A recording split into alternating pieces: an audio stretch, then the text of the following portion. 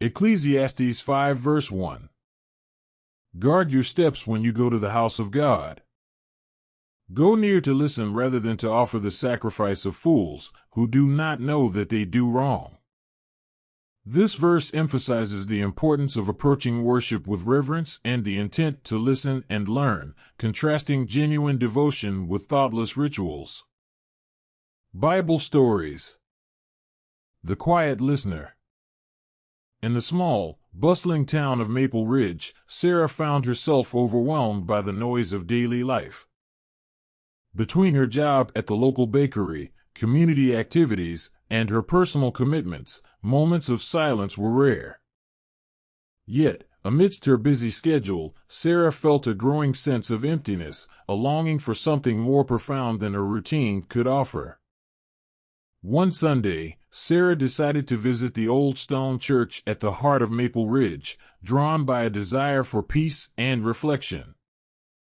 She remembered a verse her grandmother used to quote from Ecclesiastes 5 verse 1, "Guard your steps when you go to the house of God."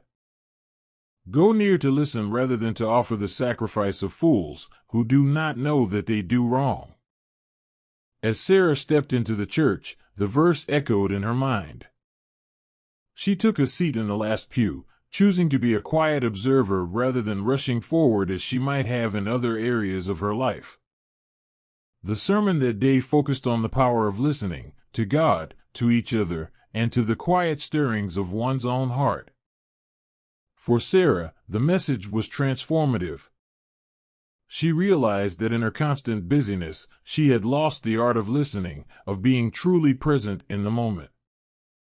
The church, with its ancient walls and stained glass windows, became a sanctuary for Sarah, a place where she could cultivate silence and attentiveness. Inspired by Ecclesiastes 5 verse 1, Sarah began to change her approach to life. She started to carve out moments of quiet in her day, prioritizing time for meditation and prayer. She listened more intently to her friends and family, discovering the joy of deep, meaningful connections. Over time, Sarah's newfound practice of listening deeply transformed her relationships and her sense of self. She became known in Maple Ridge not only for her delicious baked goods, but also for her compassionate, attentive presence.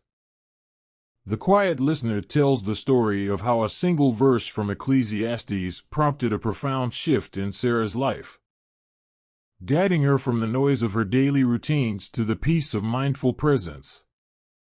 It's a reminder that in a world filled with distractions, the act of listening, truly listening, can be the most powerful offering we make, both to God and to those around us.